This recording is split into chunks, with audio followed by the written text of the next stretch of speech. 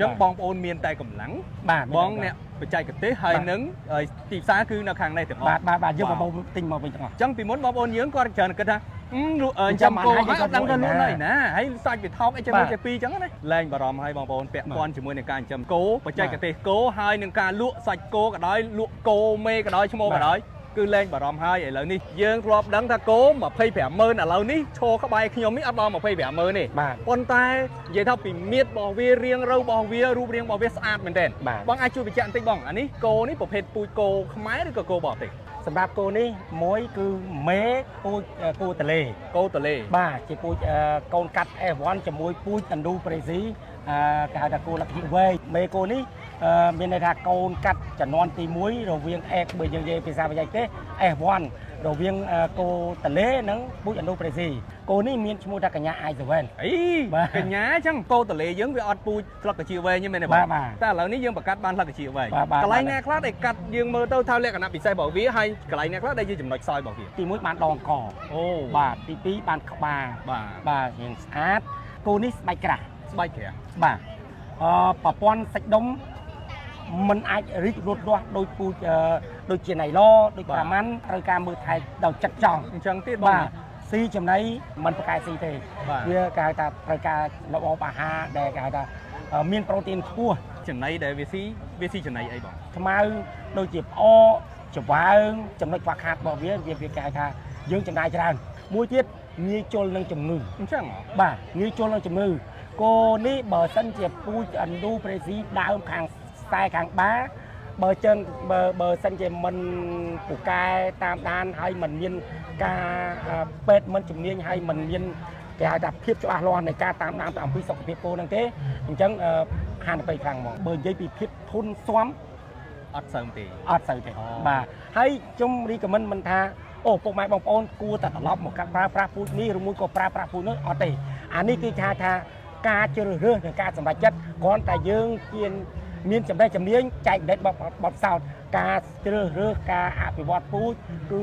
ទទួលបានទិន្នផលនិងទទួលបាន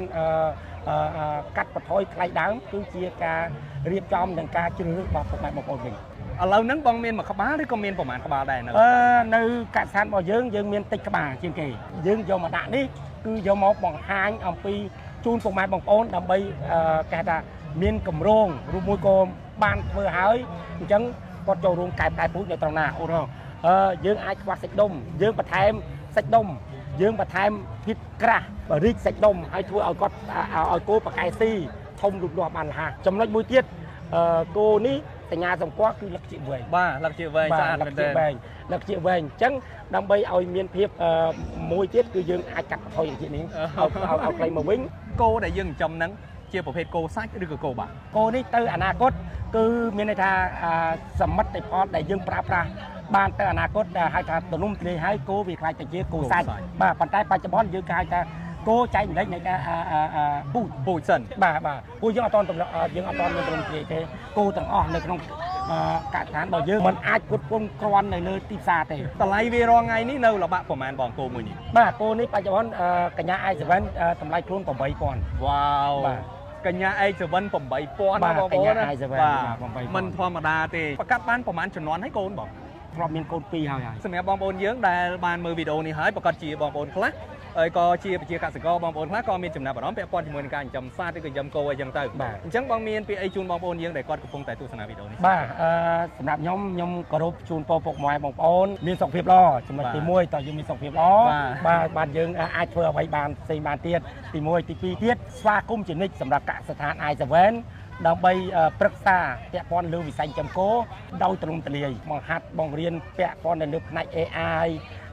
ឧបករណ៍ប្រើប្រាស់លើវិស័យចិញ្ចឹមគោនេះដើម្បីឲ្យប្រសើរឡើងថាត្រូវធ្វើម៉េចបាទការប្រឹក្សាយោបល់ធ្វើក្រៅទីតាំងពូជស្មៅនិយាយរួម product ឧបករណ៍ប្រើប្រាស់ពាក់ព័ន្ធទៅលើហ្នឹងមួយទៀតគឺពាក់ព័ន្ធនឹងការចែកចាយទឹកពូជយើងប្រឹងប្រែងធ្វើយ៉ាងណាក្រោមការដឹកនាំរបស់លោកអញ្ញាសីចន្ទរូគឺយើងកាត់បន្ថយនៃភាពថ្លៃដើមគេថាឲ្យទាបបំផុតដើម្បីបានទឹកស្ពាំទឹកពូជនេះជូនដល់ពុកម៉ែបងប្អូនទូទាំងប្រទេសដើម្បីអភិវឌ្ឍពូជមកវិញឲ្យតម្លៃទាបបំផុតកសិដ្ឋាន I7 នៅថ្ងៃទី26ខែ10យើងនឹងមានសិក្ខាសាលាមួយក្រោមប្រធានបទចូលរួមកែប្រែពូជ នឹងព័ត៌មានអំពីការដាក់មេកូប្រមាសជូនពុកម៉ែបងប្អូនទូទាំងប្រទេស វ៉ា បា វ ទ វាជាដំណឹងល្អមែនទែនបងប្អូនទាំងគ្នាសម្រាប់បងប្អូនដែលមានចំណាប់អារម្មណ៍ក្នុងការចិញ្ចឹមគោអញ្ចឹងបើសិនជាគាត់ចង់ដឹងព័ត៌មានបន្ថែមអីបងអាចជំរាបជូនលេខទូរស័ព្ទជូនគាត់ អាច ទេ លេខតាក់ទងមកលេខទូរស័ព្ទរបស់ខ្ញុំបាទផ្ទាល់លេខ016 733 345 Telegram ក៏លេខនឹងដែរបញ្ជូនព័ត៌មានលម្អិតតាម Telegram នេះដើម្បីពុកម៉ែបងប្អូនដាក់ពាក្យហើយដើម្បីអំពីព័ត៌មានការបបាស់គោហើយយើងទទួលបានអត្ថប្រយោជន៍បែបម៉េចហើយយើងមានក្រុមជំនាញប្រឹក្សាយោបល់សិក្សាជូនពុកម៉ែបងប្អូនថាគួរតែដាក់ពូជអីមានគួរតែប្រើប្រាស់ចិញ្ចឹមគោបានប្រមាណហើយចំណុចពិសេស